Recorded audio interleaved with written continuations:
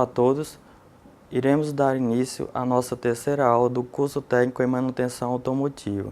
A aula de hoje tratará sobre combustíveis. Nessa aula, iremos abordar 4 principais tópicos: a definição de combustível, a composição dos combustíveis, a classificação dos combustíveis e, por último, algumas de suas propriedades. O primeiro item que iremos abordar tratará sobre a definição de combustível. Combustível é qualquer substância que pode ser natural ou artificial e que em sua composição química, em contato com oxigênio, libera energia térmica por meio de uma reação exotérmica, ou seja, que libera calor.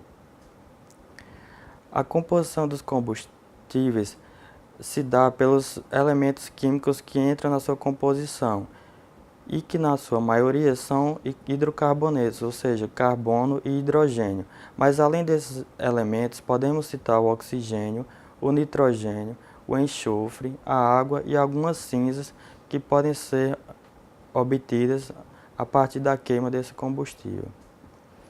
Quanto à classificação, os combustíveis podem ser considerados em duas classes. A primeira, combustíveis fósseis, que são os não renováveis, e os vegetais, que são os renováveis. Aqui nessa tabela, nós podemos ver que, quanto à origem, eles podem ser fósseis ou vegetais, e o combustível básico dentro dessas duas classes, por exemplo, o fóssil, temos o petróleo e nos vegetais temos a lenha como os principais integrantes. E a partir desses combustíveis básicos, temos os seus derivados. Quanto à natureza, os combustíveis podem se apresentar na forma natural, ou seja, como obtido diretamente da natureza, e artificial, quando feita pelo homem. Quanto à forma física, os combustíveis podem ser sólido, líquido e gasoso. O primeiro ponto trata sobre os combustíveis sólidos.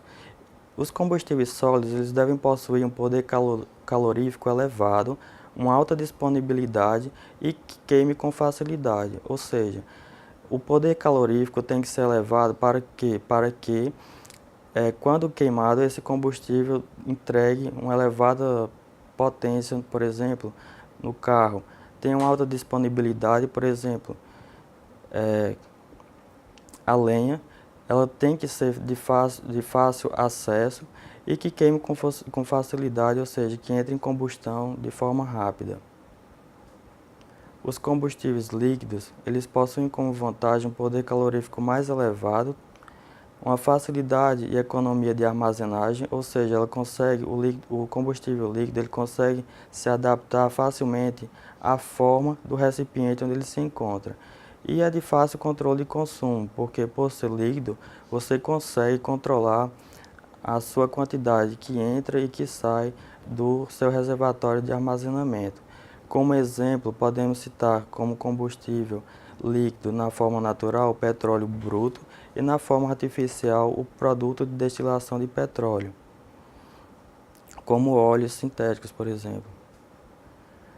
Combustíveis gasosos possuem como vantagens a eliminação de parte da fumaça e cinzas, possuem um melhor controle de temperatura e um melhor comprimento das chamas. Como exemplo, podemos citar como combustível gasoso natural o gás natural e artificial o gás feito de petróleo, que é o conhecido gás de cozinha.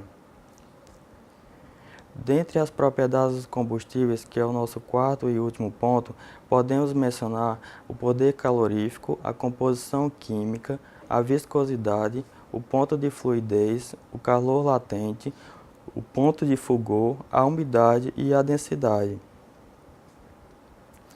O primeiro item é o poder calorífico. O poder calorífico ele é a quantidade de energia desprendida por unidade de massa ou de volume na combustão completa de um material combustível. A composição química, como mencionado, ela trata sobre os elementos que mais contribuem para o poder calorífico, principalmente os hidrocarbonetos, que é o carbono e o hidrogênio. A viscosidade, como já falamos também, ela indica a resistência que o fluido encontra para escoar. O ponto de fluidez, ele indica a temperatura mínima para que os derivados do petróleo escoam sem apresentar problemas, ou seja, se tornem fluidos. O calor latente, ele corresponde à quantidade de calor absorvido pelos corpos na sua mudança de estado, sem que haja aumento de temperatura.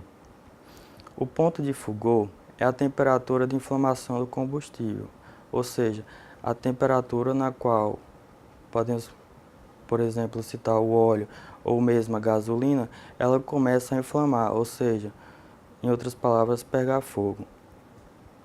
A umidade, ela fala sobre a quantidade de água contida no combustível, assim como temos a umidade do ar, que é a quantidade de água contida no vapor do ar atmosférico. A densidade, ela é a massa por unidade de volume de um combustível.